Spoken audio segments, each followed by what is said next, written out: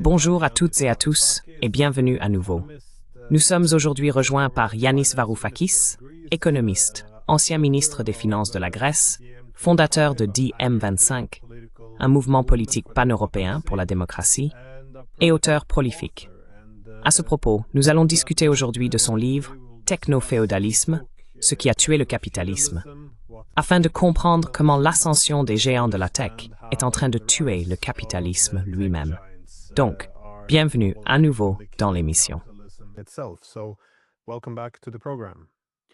Merci beaucoup, Glenn. Merci de m'avoir invité. Ainsi, le système féodal consistait en une hiérarchie claire, où le monarque possédait la terre et en déléguait l'usage aux nobles, qui lui juraient alors fidélité. À la base, il y avait les paysans ou les serfs, attachés à la terre.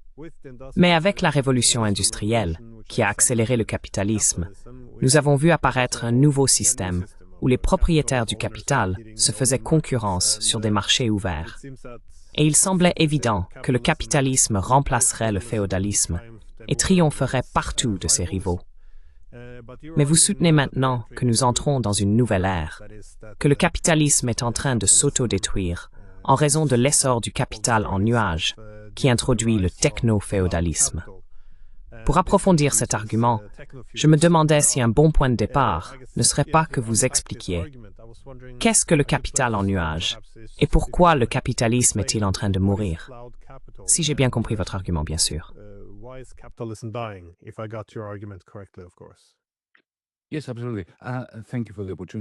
Oui, absolument. Merci pour cette opportunité. Permettez-moi d'être parfaitement clair avec notre public. Je ne dis pas que nous revenons au féodalisme. Non, nous avançons. Mais ce vers quoi nous avançons n'est pas très agréable et c'est hautement problématique.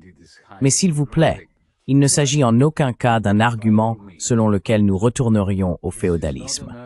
De la même manière que vous savez, lorsque nous parlons d'économie néoclassique, cela n'a rien à voir avec l'économie classique, n'est-ce pas? Ce n'est pas un retour à l'économie classique.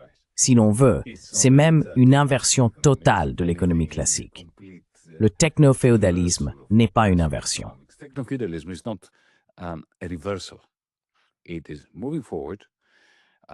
Cela progresse et, dans un contexte historique, ce qui est totalement cohérent avec ce que vous avez dit, la façon dont vous avez décrit le changement historique. Lorsque la société est passée du féodalisme au capitalisme, qu'est-ce qui s'est essentiellement produit? Le pouvoir qui provenait auparavant de la terre, du fait de posséder la terre. Si vous possédiez la terre, vous étiez un propriétaire terrien. Vous aviez du pouvoir. Vous aviez le pouvoir politique, le pouvoir économique, le pouvoir discursif, le pouvoir idéologique, le pouvoir religieux, n'est-ce pas? Et comment votre richesse s'accumulait-elle? Elle s'accumulait sous forme de rente que vous préleviez sur les personnes qui travaillaient réellement la terre, les paysans.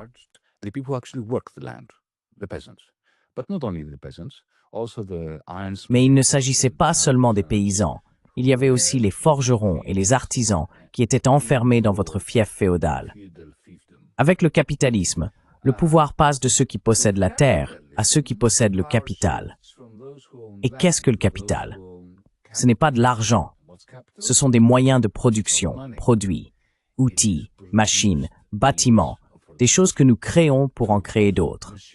Voilà ce qu'est le capital, des moyens de production produits. Ainsi, le pouvoir s'est déplacé des propriétaires terriens. Ce n'est pas que les propriétaires terriens ont perdu tout leur pouvoir, ils n'ont pas tout perdu. Même aujourd'hui, si vous possédez la moitié d'Amsterdam ou la moitié de Londres, vous avez beaucoup de pouvoir. Mais ce n'est pas cela qui fait fonctionner le système. Ce qui fait fonctionner le système, ce sont les machines.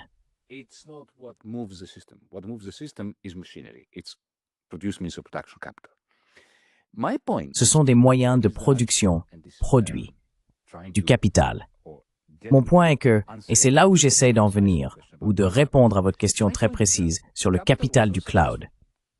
Mon point est que le capital a été tellement efficace pour procurer, au nom de ses propriétaires, du pouvoir, le pouvoir d'extraire, le pouvoir de persuader, le pouvoir de faire faire aux gens ce que vous voulez, simplement parce que vous possédez tant de capital. Il a eu tant de succès qu'il a complètement mis de côté les syndicats et les parlements, ainsi que tout ce que nous associons à une société civilisée. Et il a triomphé totalement, à tel point qu'il a muté en une nouvelle forme de capital, une mutation du capital, qui est bien sûr la machinerie.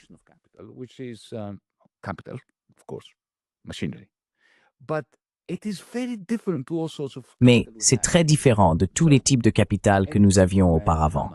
Ainsi, tout d'un marteau à une charrue, d'un tracteur à un moteur diesel, jusqu'à un robot industriel de cette époque, était très sophistiqué, tout chantant, tout dansant. Toutes ces choses sont des moyens de production produits. Mais ce qui vit dans... Eh bien, je n'ai pas mon téléphone ici pour vous montrer dans nos smartphones, nos iPads, nos tablettes, etc. Et bien sûr, toute la machinerie qui les relie et les met en réseau, les câbles, les algorithmes, les fermes de serveurs, etc., c'est de la machinerie. Je veux dire, si vous entrez dans une ferme de serveurs, cela ressemble à une usine. Donc c'est du capital, mais c'est pas productif. Cela ne produit rien en soi.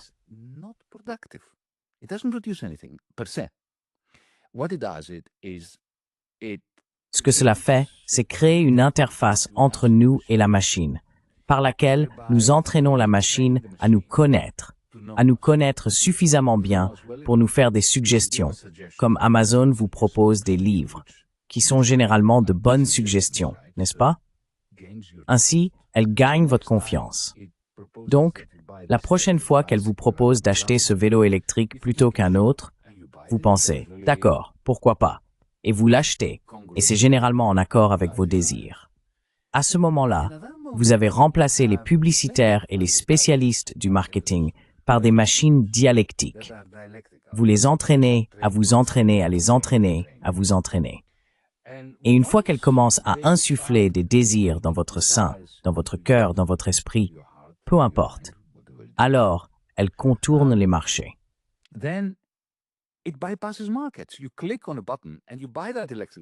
Vous cliquez sur un bouton et vous achetez ce vélo électrique, non pas sur un marché, mais sur une plateforme qui, à mes yeux, ressemble beaucoup à un fief moderne. Ce n'est pas constitué de terre, mais de terre numérique. Ainsi, Amazon.com est un fief appartenant à un seul homme, Jeff Bezos. Il possède ce fief numérique, ce que j'appelle un fief du cloud, et il ne produit rien, tout comme les propriétaires terriens d'autrefois ne produisaient rien. C'est un capitaliste. Il possède beaucoup de capital. Mais ce capital ne produit rien d'autre que le pouvoir de Jeff Bezos de contourner le marché et de prélever, pour le vélo électrique que vous avez acheté, 40% du prix. Et c'est une forme de rente. Ce n'est pas une rente foncière, c'est une rente du cloud.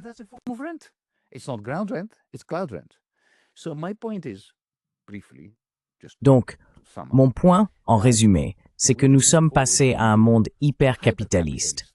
Un capitalisme de l'hypercapital, le capital du cloud, qui n'est pas productif, mais qui a opéré une transformation. On est passé des propriétaires des moyens de production aux propriétaires du capital du cloud, qui ne produit rien d'autre que le pouvoir d'extraire des rentes du cloud, des travailleurs, des non-travailleurs. Chaque fois que vous postez quelque chose sur YouTube, etc., vous ajoutez au capital du cloud de Google. Et des capitalistes traditionnels qui vendent leurs produits. Ils doivent vendre leurs produits sur ces fiefs du cloud et ils perdent 30 à 40% de la valeur, de la même manière que les créateurs d'applications perdent 30% au profit d'Apple. Donc, une société de plus en plus dominée par le capital, on peut l'appeler hyper-capitaliste si on veut, n'a pourtant plus les ingrédients principaux du capitalisme.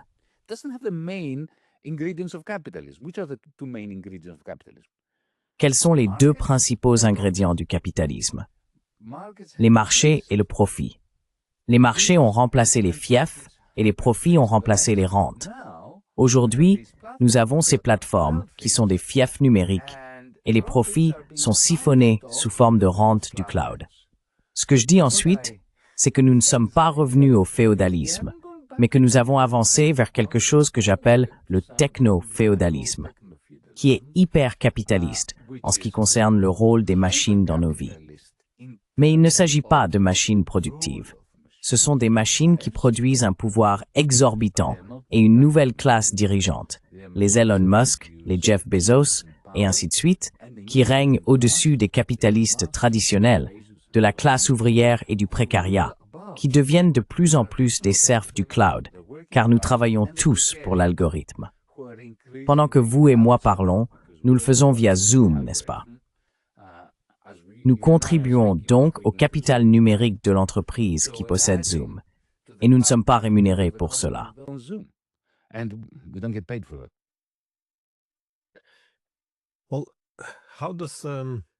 Eh bien, dans quelle mesure le capital du cloud, puisqu'il possède tout de même certains actifs, comme les centres de données, les lignes de fibre optique, dans quelle mesure cela appartient-il, je suppose? Ou bien s'agit-il aussi d'extraction auprès du public? Parce qu'on évoque souvent les allègements fiscaux dont il bénéficie. La capacité, eh bien, de faire grimper les prix de l'électricité qui sont aussi supportés par le public. Est-ce que cela fait aussi partie des préoccupations? Ou s'agit-il surtout de la capacité à extraire une rente, c'est-à-dire à capter de la richesse issue du processus de production sans y contribuer?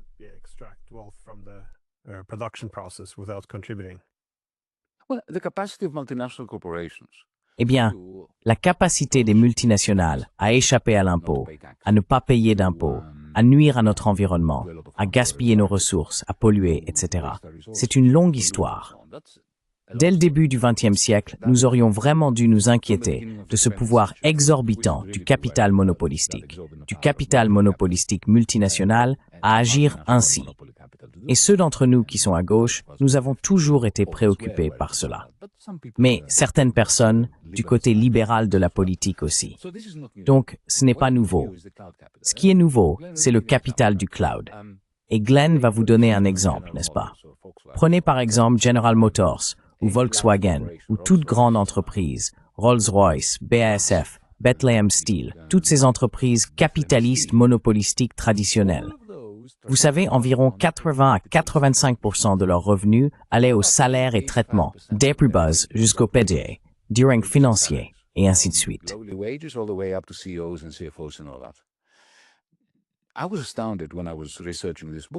J'ai été stupéfait lorsque je faisais des recherches pour mon livre, Techno-féodalisme, de constater que la part totale de l'argent ou le pourcentage des revenus de Facebook, de Meta, disons qui va au salaire est de 1%. 1%. 99% ne va pas au salaire des personnes qui y travaillent.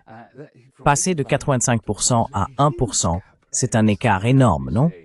Comme on dit à gauche, et en particulier à la gauche hégélienne, la quantité mène à la qualité. Les changements quantitatifs entraînent des changements qualitatifs. Et la question est, comment s'en sortent-ils ainsi? Pourquoi ont-ils un tel ratio de rente fantastique? Je l'appellerais ratio de profit. Je l'appellerais ratio de rente. Eh bien, la raison, c'est que si vous regardez Facebook, la majeure partie de l'investissement qui constitue le capital de Facebook est le résultat du travail gratuit.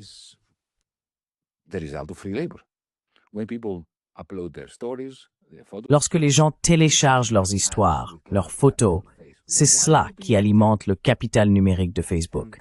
Pourquoi les gens se laissent-ils happer par Facebook? Pourquoi ne peut-on pas quitter Facebook facilement? Eh bien, parce que vos amis s'y trouvent. Et vos propres messages s'y trouvent. Et les messages de vos amis, ainsi que vos photos et les vidéos de vos amis s'y trouvent aussi. Donc par exemple, quand Elon Musk a racheté Twitter, beaucoup d'entre nous ont voulu quitter Twitter pour des raisons évidentes. Et je n'ai pas besoin de les expliquer, n'est-ce pas? Mais vous savez, j'ai 1,2 million d'abonnés sur Twitter. Si je pars, et je suis allé sur Bluesky, mais là-bas, au début, je n'avais que 10 personnes. Donc le coût du changement est si élevé que ces plateformes, ces fiefs, fonctionnent comme des fiefs entourés de murs. Ce ne sont pas de vrais murs.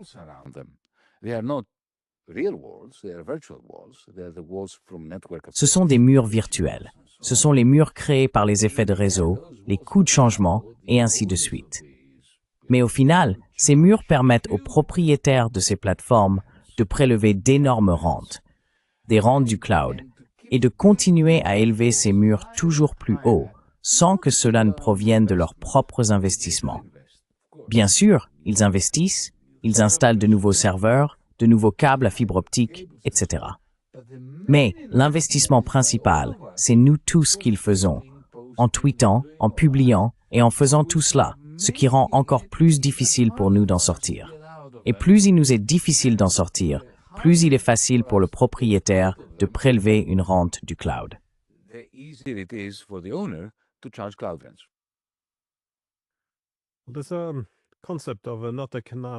Il existe un concept, non pas d'économie d'échelle, mais d'économie de champ, où l'on considère la réduction des coûts pour une entreprise qui combine deux ou plusieurs lignes de produits, par opposition à les gérer séparément. Si l'on regarde dans le domaine des transports, on observe un développement étrange, une tendance similaire des États-Unis à la Chine et à la Russie, où l'on voit que peut-être les entreprises qui gèrent vos moteurs de recherche commencent ensuite à prendre en charge la production automobile. Elles s'occupent de la livraison des véhicules, des drones. Cela leur donne un avantage dans l'exploitation des entrepôts. Ensuite, elles développent leur propre système de paiement pour financer tout cela.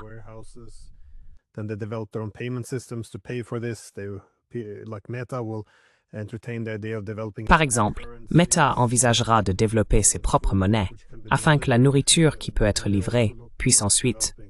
Eh bien, ils cherchent aussi à développer des cuisines intelligentes, voire à cultiver leur propre nourriture. Autrefois, il existait le concept d'avantage comparatif, faire une chose et échanger.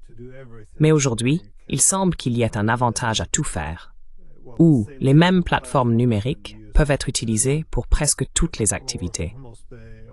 C'est-à-dire que l'entreprise auprès de laquelle vous commandez vos livres, comme vous l'avez dit, s'engagera aussi dans les voyages spatiaux.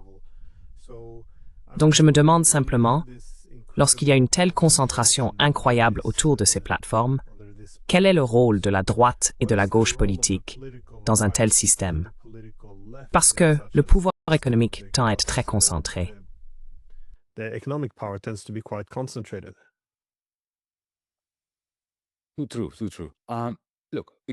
C'est vrai, c'est vrai, c'est vrai. Écoutez, les économies de champ ont toujours existé. Il y avait de grandes entreprises avec d'énormes économies de champ, pas seulement d'échelle, qui faisaient beaucoup de choses en même temps, surtout dans le secteur financier. Regardez le capital investissement, par exemple.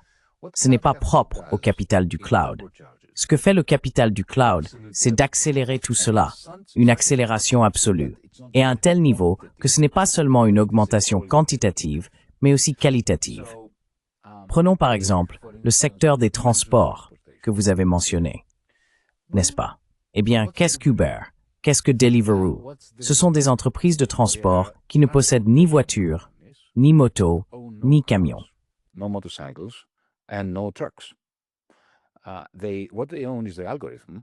Ce qu'ils possèdent, c'est l'algorithme, le capital du cloud, qui vous permet de former ce capital du cloud pour qu'ils vous connaissent, de sorte qu'ils vous capturent à l'intérieur d'Uber, à l'intérieur de Deliveroo, à la fois en tant que conducteur et en tant que consommateur.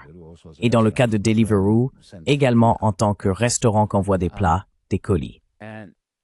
Au final, on se retrouve dans une situation où ce capital du cloud et la capacité à générer des rentes prennent de plus en plus le pas sur les activités économiques classiques. Je vais vous donner un exemple.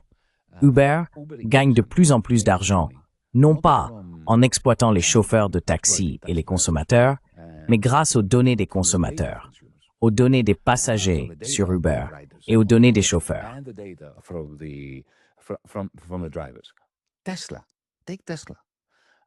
Prenez Tesla, par exemple. Mais de plus en plus, cela s'applique aussi aux fabricants chinois de voitures électriques. De plus en plus, une part croissante de leurs revenus aujourd'hui, dans le cas de Tesla, ne provient pas de la vente d'une voiture ou de ses pièces détachées, mais du fait que, pendant que vous conduisez votre Tesla, que vous alliez chez votre belle-mère, votre beau-père, vos enfants ou qui que ce soit, elle sait qui vous allez voir, à quelle heure et quelle musique vous avez écouté en rendant visite à votre belle-mère plutôt qu'à votre fille. Dans quel supermarché vous êtes-vous arrêté pour acheter quelque chose? Qu'était-ce?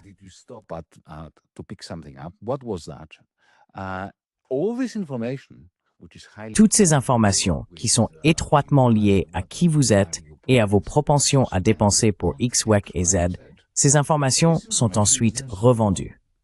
Et Tesla gagne beaucoup plus d'argent ainsi.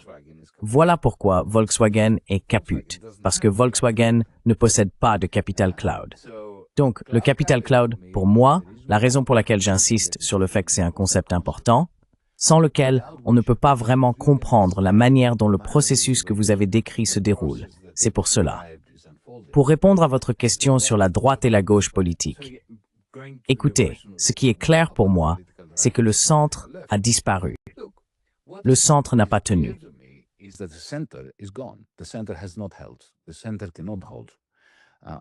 Le centre ne tient plus, qu'il soit centre-gauche ou centre-droit. La social-démocratie est en faillite. Pourquoi? Quelle était l'idée de la social-démocratie? Vous savez, le chancelier Willy Brandt en Allemagne ou Bruno Kreisky en Autriche, à la fin des années 1960 et au début des années 1970, réunissaient les capitaines d'industrie et les syndicalistes pour conclure un accord. Aujourd'hui, cela n'est plus possible. On ne peut pas mettre le précariat, les serfs du cloud, ceux qui produisent réellement beaucoup de capital numérique pour Jeff Bezos, autour de la table avec Jeff Bezos. Ce n'est vraiment pas possible. Et plus les rentes du cloud sont insaisissables, moins le fisc a la capacité de les capter. Dans cette situation, je pense que nous devenons de plus en plus polarisés.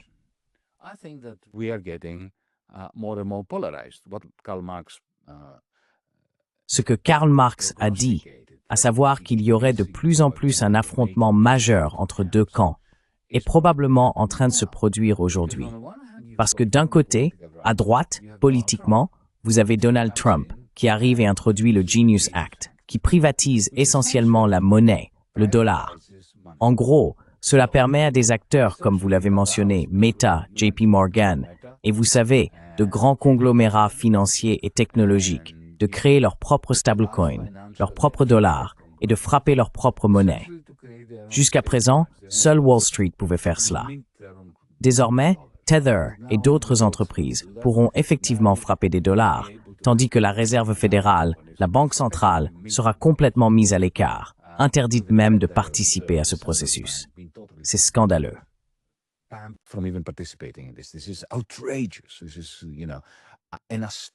C'est, vous savez, une attaque stupéfiante, même contre les banques centrales.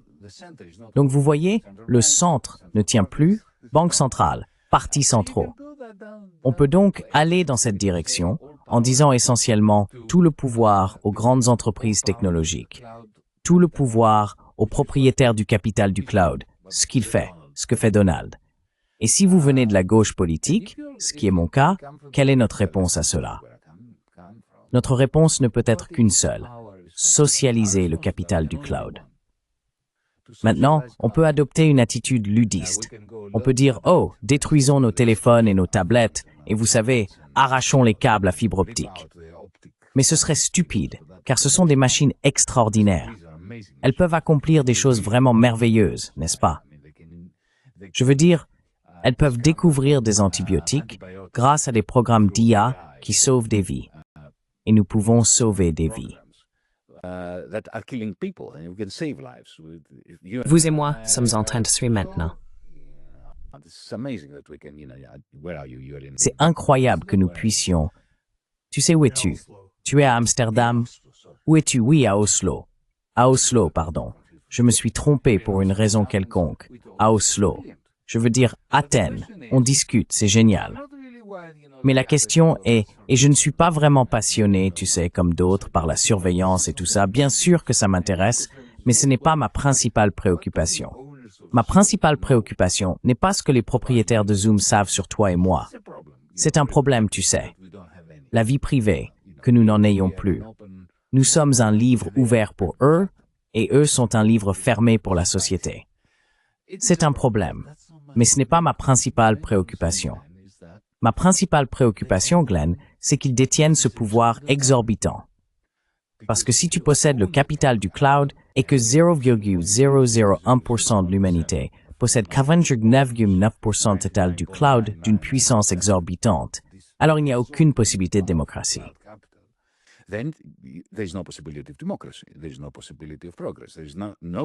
Il n'y a aucune possibilité de progrès. Il n'y a aucune possibilité que cette espèce survive. Car lorsque si peu de personnes contrôlent le monde et son opinion, alors nous ne pouvons même pas parler de la grande transition. Nous ne pouvons pas parler de quoi que ce soit d'essentiel à la survie et à l'amélioration de l'humanité. Donc, du point de vue de la gauche politique, je pense que nous devons répondre à la question que nous avons posée en tant que gauche marxiste, à la fin du 19e siècle, et à laquelle nous n'avons toujours pas répondu. À savoir, comment passer de la propriété privée du capital, dans ce cas le capital du cloud, à la propriété sociale du capital, sans qu'un État stalinien ne le fasse à notre place.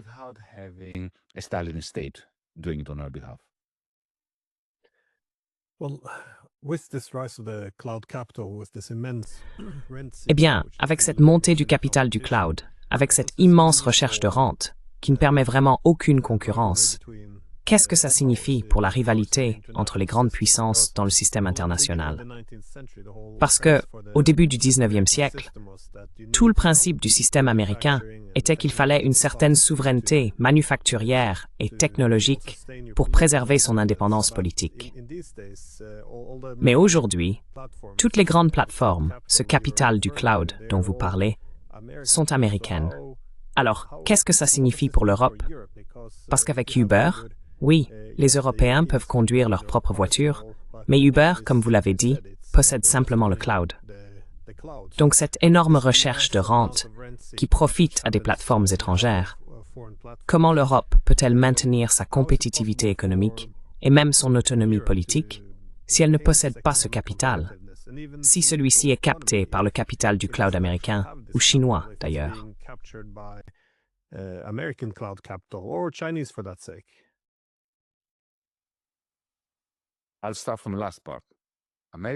Je vais commencer par la dernière partie.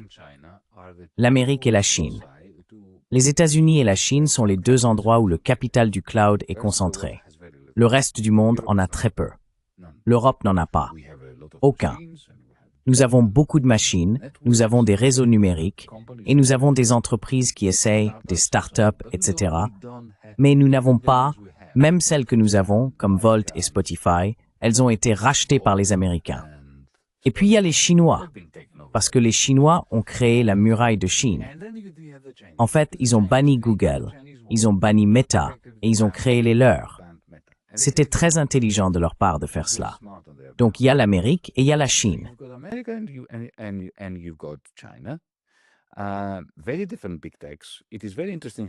Des grandes entreprises technologiques très différentes. Il est très intéressant de voir comment les autorités chinoises ont maîtrisé leurs géants de la tech. Essentiellement, elles ont limité la part de rente qu'ils peuvent extraire du reste de l'économie. Elles ont orienté l'IA vers des usages productifs, contrairement aux États-Unis où tout tourne autour du secteur des services. Là-bas, il s'agit surtout de rédiger des requêtes pour ChatGPT. Mais en Chine, ils intègrent l'IA à des machines productives pour fabriquer des biens. Aux États-Unis, on ne fait pas cela. En Europe, nous ne faisons rien. Et cela se voit dans les négociations entre la Commission européenne et le gouvernement de Donald Trump sur l'accord commercial.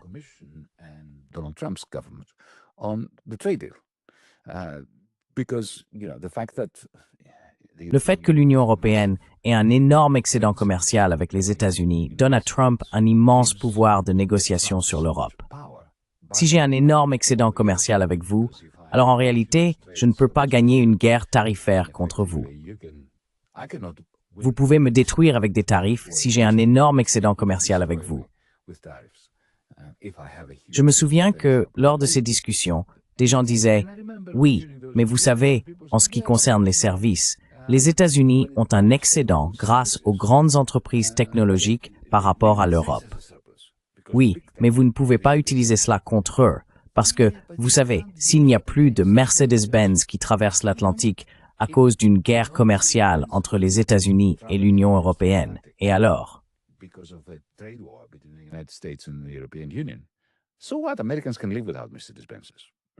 Les Américains peuvent vivre sans Mercedes-Benz. Ils devront acheter des Cadillacs, ils devront acheter des Nissan, peu importe.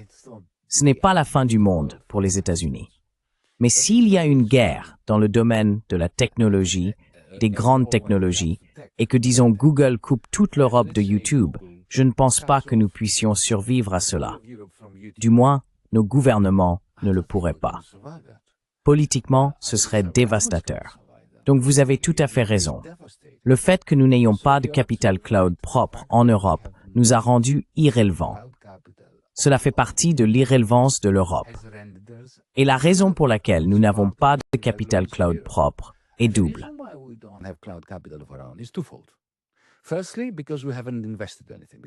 Tout d'abord, parce que nous n'avons rien investi.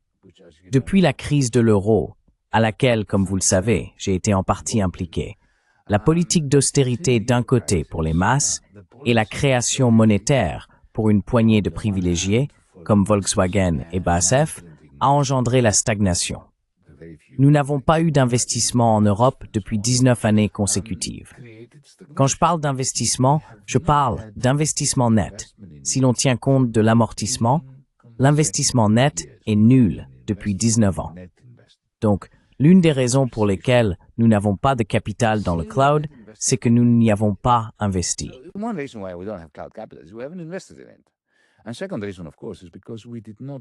Et la deuxième raison, bien sûr, c'est que nous n'avons pas fait ce que la Chine a fait, c'est-à-dire imposer des barrières réglementaires. Nous avons laissé Google, Uber et d'autres s'emparer de l'Europe. Et maintenant, c'est vraiment très difficile. Nous pouvons riposter. Nous pouvons créer. Vous savez, Oslo peut créer sa propre application. Elle peut acheter un Airbnb, un Uber et créer. Pourquoi la municipalité d'Oslo ne pourrait-elle pas avoir ses propres développeurs pour créer une application pour Oslo, où tous les revenus issus des taxes et des services de type Airbnb, la location de courte durée d'appartements et de logements, resterait à Oslo? Nous pourrions le faire, mais cela nécessite la volonté politique d'entrer en conflit avec les géants de la tech.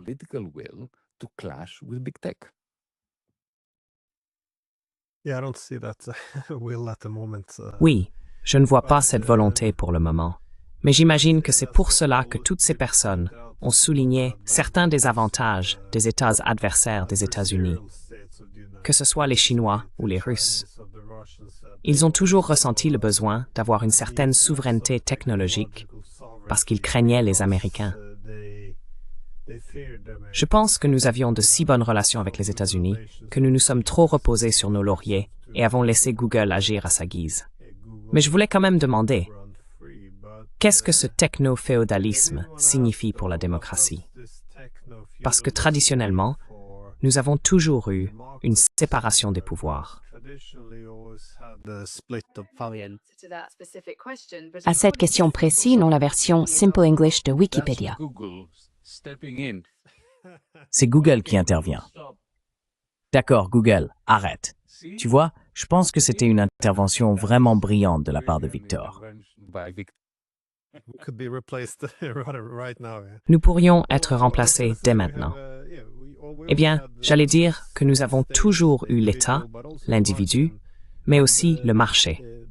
Et j'imagine que la liberté de l'individu dépendait en quelque sorte de ceux avec qui il pouvait s'allier.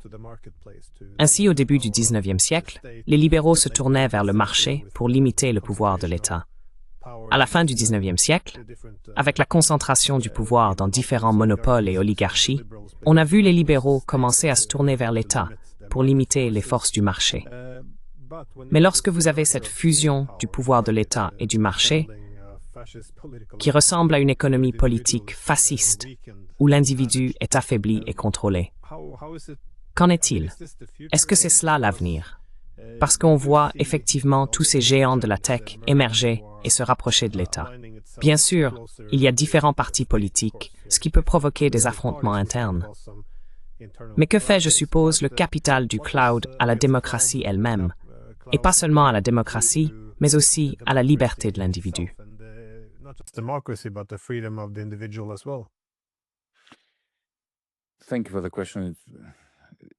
Merci pour la question. Elle est brillante. Ce que fait le capitalisme de plateforme, c'est éliminer l'individu libéral et empoisonner la démocratie. Je vais commencer par le premier point. Les libéraux ont traditionnellement défendu le capitalisme en affirmant d'abord que le marché fonctionne à merveille, ou du moins aussi bien que n'importe quel mécanisme que l'humanité puisse concevoir, pour envoyer des signaux aux producteurs, aux consommateurs, etc. C'est un dispositif d'émission de signaux qui nous aide à nous coordonner, la main invisible d'Adam Smith. C'était la première partie de la défense libérale du capitalisme. Et la seconde partie était que, d'accord, si vous êtes un travailleur, un salarié, vous vendez votre force de travail pendant 8 heures par jour, mais le reste de votre temps vous appartient. C'est votre temps libre.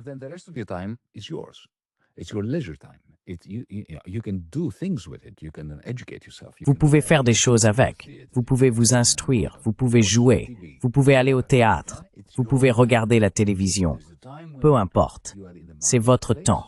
Il y a donc un moment où vous êtes sur le marché du travail, où vous êtes avec votre employeur, puis ce temps vous appartient.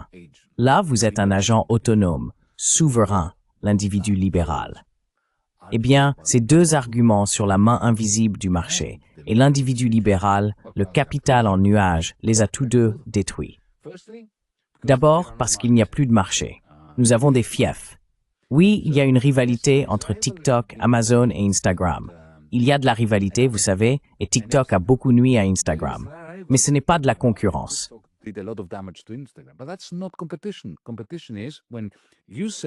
La concurrence, c'est quand, vous savez, vous produisez cette tasse et moi j'en produis une équivalente, et nous essayons de nous battre sur le marché en fonction du prix, de la qualité, de l'image, peu importe.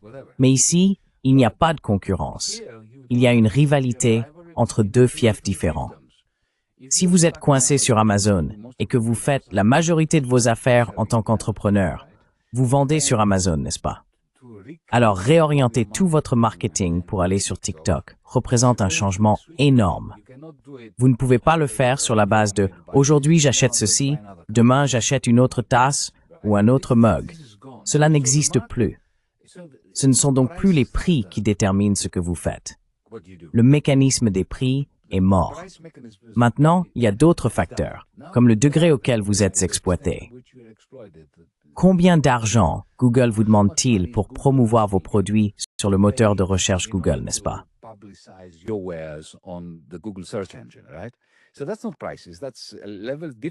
Donc, il ne s'agit pas de prix. Ce sont différents niveaux d'exploitation qui, s'ils dépassent un certain seuil, vous poussent à aller vers un autre exploiteur, une autre plateforme, un autre fief. Ce n'est pas le marché tel que Friedrich von Hayek, par exemple, l'imaginait, ni Adam Smith, comme un dispositif émetteur de signaux. Quant à l'individu libéral, voyez-vous, j'ai été alerté à ce sujet il y a déjà plusieurs années, Glenn, lorsque j'étais encore professeur à l'université, par des étudiants qui venaient me demander des conseils sur ce qu'ils devaient faire de leur vie, de leur carrière. Ils voulaient des lettres de recommandation, etc., pour trouver un emploi ou des programmes de 3e cycle. Et j'ai remarqué qu'ils étaient profondément plongés dans une angoisse existentielle. Parce que voyez-vous, dès que l'on entre sur les réseaux sociaux, je ne suis pas contre les réseaux sociaux.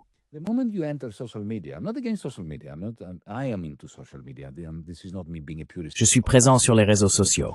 C'est pas moi qui fais le puriste en disant « Oh, c'est terrible d'être sur les réseaux sociaux ». Mais ce que je fais, c'est une évaluation réaliste de ce que cela signifie, surtout pour un jeune, d'être sur les réseaux sociaux.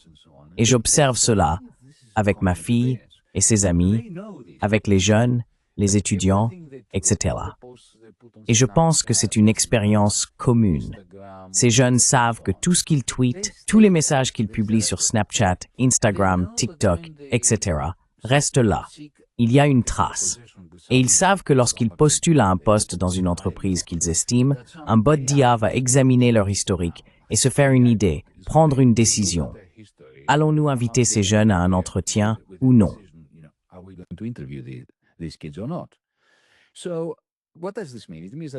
Alors, qu'est-ce que cela signifie? Cela veut dire que, disons, il est 23 heures, vous avez un enfant qui était au lit et qui publie, enfin, Pas sur Twitter, ils ne tweetent pas, mais ils postent et mettent en ligne sur Instagram, etc. Ils ressentent ce besoin de communiquer entre eux de cette manière. Mais au fond d'eux, ils se disent « Oh, tu sais quoi, je suis en train de façonner une personnalité qu'un employeur, à un moment donné, peut-être dans 5 ans, peut-être dans 10 ans, peut-être dans 20 ans, va regarder. » Alors soudainement, ils sont envahis par l'angoisse. Est-ce que je devrais publier ça? Est-ce que c'est le genre de personne qu'on voudra embaucher dans 10 ans? Ils n'y pensent peut-être pas consciemment, mais inconsciemment, ils le savent.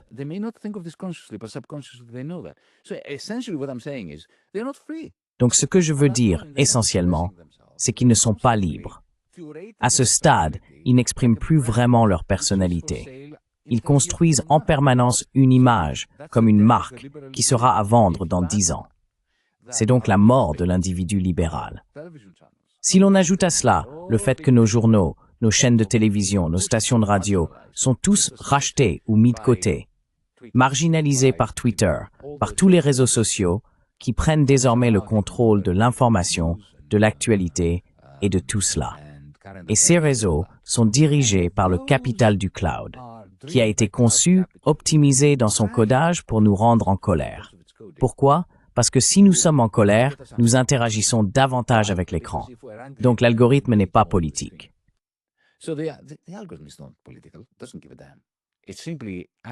Il s'en fiche complètement. Il agit simplement au nom de son propriétaire. Le capital du cloud agit au nom de son propriétaire pour inciter les gens à s'engager davantage. Et il fonctionne de manière autonome. Il n'a même pas besoin de lire Freud, Jung ou qui que ce soit d'autre. L'algorithme comprend que s'il nous met en colère, vraiment, très sérieusement en colère, alors nous allons nous engager davantage, et le capital du cloud sera reconstitué plus facilement. Ainsi, il empoisonne nos conversations. Il continue de nous montrer des choses qui nous mettent en colère, qu'elles proviennent de notre propre perspective idéologique, renforçant nos préjugés, ou qu'elles nous montrent ce que l'ennemi, les personnes sataniques de l'autre camp politique, montrent, disent ou racontent. Et cela annule totalement toute possibilité de conversation. Ainsi, la démocratie est empoisonnée.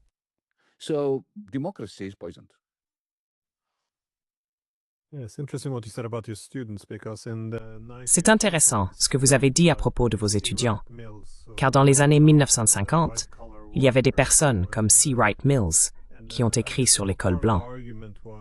Une partie de son argumentation était que, dans la vente et des domaines similaires, la personnalité devenait une marchandise. Ainsi, un peu comme une prostituée qui ressentirait une certaine distance par rapport à son propre corps, utilisé comme une marchandise, il soutenait que les gens devenaient distants de leur propre personnalité parce qu'ils devaient la présenter comme une marque pour l'entreprise. Ils commençaient donc à s'en détacher, et cela créait une certaine prudence ou un problème. Mais au moins, cela se limitait à l'espace de travail. Jeff Bezos a un jour affirmé qu'il n'aimait pas le terme « équilibre » entre vie professionnelle et vie privée.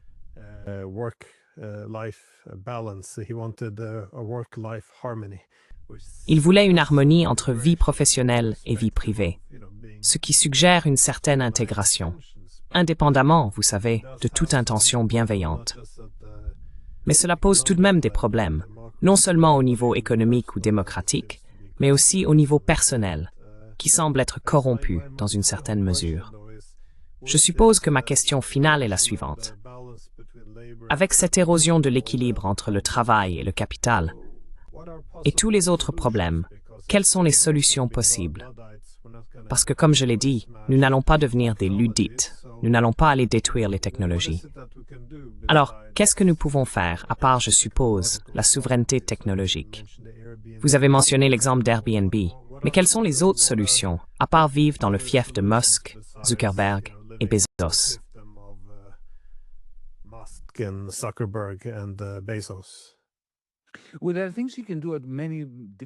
Eh bien, il y a des actions que l'on peut entreprendre à de nombreux niveaux différents. L'une des choses les plus simples que nous pourrions promouvoir serait d'introduire une législation imposant l'interopérabilité. Par exemple, souvenez-vous, il y a 20 ans, quand était-ce? lorsque les premiers téléphones portables sont apparus, vous obteniez un compte, un numéro de téléphone auprès d'une entreprise. Si vous vouliez changer d'opérateur, vous deviez changer de numéro de téléphone. Et cela représentait un coût de changement énorme.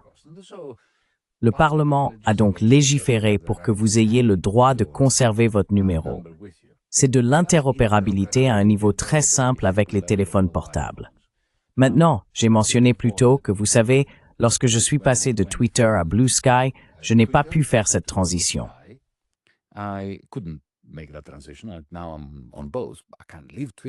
Maintenant, je suis sur les deux. Je ne peux pas quitter Twitter parce que j'ai 1,2 million d'abonnés. Imaginez cependant si l'interopérabilité était imposée par la loi et que cela signifiait que lorsque je publie quelque chose sur Blue Sky, alors X, Twitter, aurait l'obligation de transmettre cette publication à mes 1,2 million d'abonnés sur Twitter. Je n'aurais plus besoin de rester sur Twitter. Cela réduirait vraiment le pouvoir exorbitant des grandes entreprises technologiques. Fait intéressant, cette interopérabilité a été imposée par la loi en Chine il y a environ 1 an, n'est-ce pas? Donc c'est possible, c'est tout à fait faisable. Bien sûr, les géants de la tech vont se débattre et protester si vous faites cela. Donc c'est quelque chose que vous pouvez faire et qui a parfaitement du sens.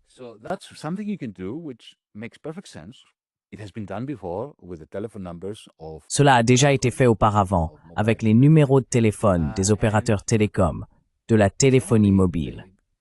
Et c'est uniquement le pouvoir politique des grandes entreprises technologiques qui nous empêche d'avoir cette conversation sur les raisons pour lesquelles nous n'augmentons pas l'interopérabilité.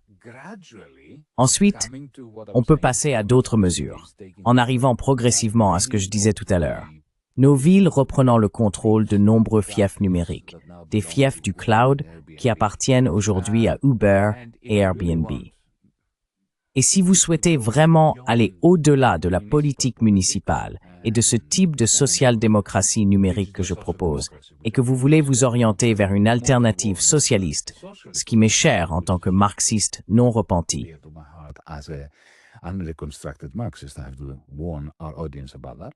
je dois en avertir notre public.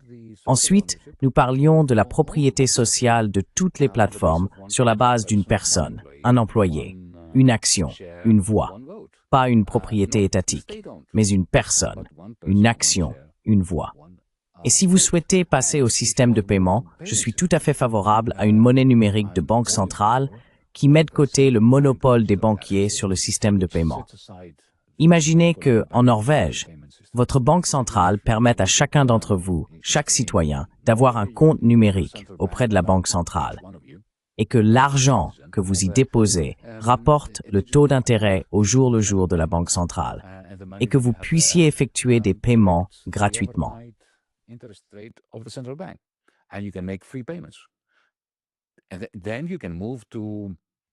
Et ensuite, on peut passer à la banque à réserve intégrale et mettre de côté ce système financier épouvantable que nous avons. On peut donc commencer petit et simplement avec l'interopérabilité, puis aller jusqu'à une alternative socialiste pour posséder et gérer le capital numérique. Et à ceux qui s'inquiètent de l'État, car je m'inquiète de l'État et je me considère comme un marxiste libertaire, je déteste le pouvoir concentré, qu'il soit privé, public ou étatique. Nous pourrions avoir des assemblées citoyennes et des jurys citoyens supervisant la monnaie numérique de la Banque centrale, supervisant les applications municipales, et ainsi de suite.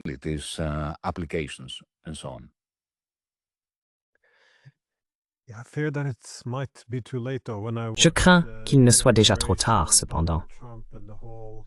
Lorsque j'ai regardé l'investiture de Donald Trump et que j'ai vu toute la première rangée occupée par les géants de la tech, je me suis dit que le problème de l'oligarchie survient lorsque les détenteurs de capitaux acquièrent trop de pouvoir politique. Et comme vous l'avez dit, les géants de la tech vont se débattre et protester, mais cela semble effectivement être la solution optimale, comme vous l'avez expliqué. Glenn, je ne veux pas que nous terminions sur une note pessimiste, alors permets-moi de répondre à ton point. Oui, il est vraiment très facile de perdre espoir quand on regarde ces images. Mais il existe différentes façons de lire ou d'interpréter ces images. Lorsque tu as regardé cette photo du couronnement de Donald Trump 2.0 entouré des seigneurs de la tech, tu sais quoi?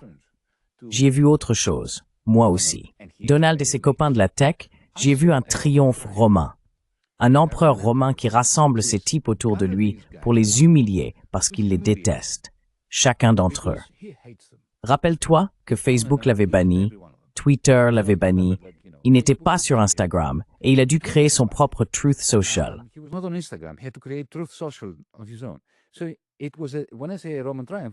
Donc, quand je parle d'un triomphe romain, j'entends par là ce que faisaient les empereurs romains lorsqu'ils entraient dans Rome en paradant avec les seigneurs locaux qu'ils avaient capturés et humiliés devant les Romains.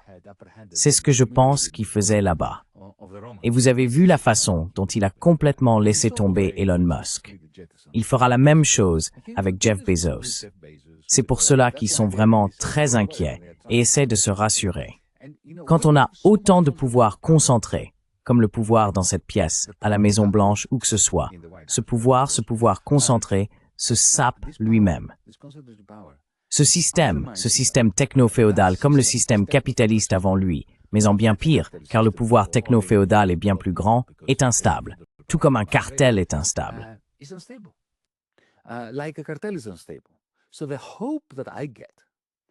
Donc l'espoir que je retire en observant leur pouvoir exorbitant, c'est que ce pouvoir exorbitant n'est pas durable. Il finira par s'effondrer. Ce que les démocrates, les vrais démocrates, je me considère comme un démocrate au sens ancien, grec du terme, c'est-à-dire quelqu'un qui veut que le démos gouverne, doivent retenir, c'est que leur pouvoir est peut-être suprême, mais il est éphémère et il s'effondrera même si nous ne faisons rien. Même si nous disons tous, oui, Donald, oui, Jeff Bezos, oui, Elon Musk, il s'effondrera parce que le système porte en lui les germes de sa propre destruction, enfouis dans ses racines. Notre tâche est de nous préparer pour que lorsque cela commencera à s'effriter et à s'effondrer, nous ayons des alternatives. Parce qu'en 2008, le capitalisme financiarisé s'est effondré et a failli s'autodétruire. Mais nous n'étions pas prêts. Préparons-nous.